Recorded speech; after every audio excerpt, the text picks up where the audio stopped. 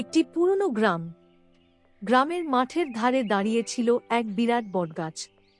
দিনে সে চুপচাপ থাকত, কিন্তু রাত নামলেই তার পাতাগুলো ফিসফিস করত, যেন কেউ কথা বলছে। আসলে বটগাছটা জাদুর গাছ।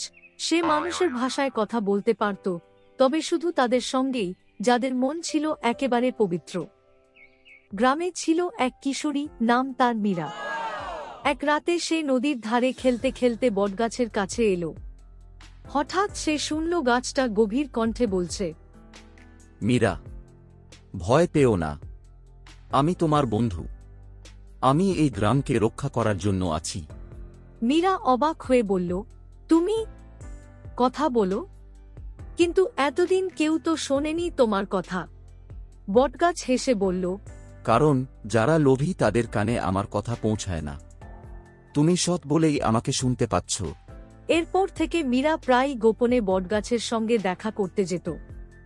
গাছ তাকে নানা গল্প শোনাত, প্রাচীন রাজা, পরীর রাজ্য আর আকাশের রহস্য নিয়ে।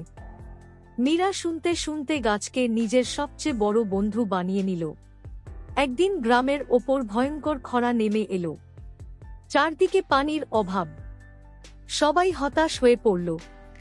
তখন মীরা বটগাছের কাছে গিয়ে কাঁদতে কাঁদতে বলল, তুমি তো জাদুর গাছ, তুমি কি আমাদের সাহায্য করতে পারবে না? গাছ ধীরে ধীরে বলল, হ্যাঁ মীরা, কিন্তু মনে রেখো, এই জাদু আমি শুধু তাদের জন্যই ব্যবহার করি যারা একে অপরের ভালো চায়। তুমি যদি সবার হয়ে আমার কাছে প্রার্থনা করো, তবে আকাশ থেকে বৃষ্টি নামবে। মীরা গ্রামবাসীদের একত্র করল। সবাই মিলে বটগাছের চারপাশে দাঁড়িয়ে মন থেকে প্রার্থনা করল। তখন হঠাৎ আকাশে কালো মেঘ জমল আর ঝরঝর করে বৃষ্টি নামতে লাগল।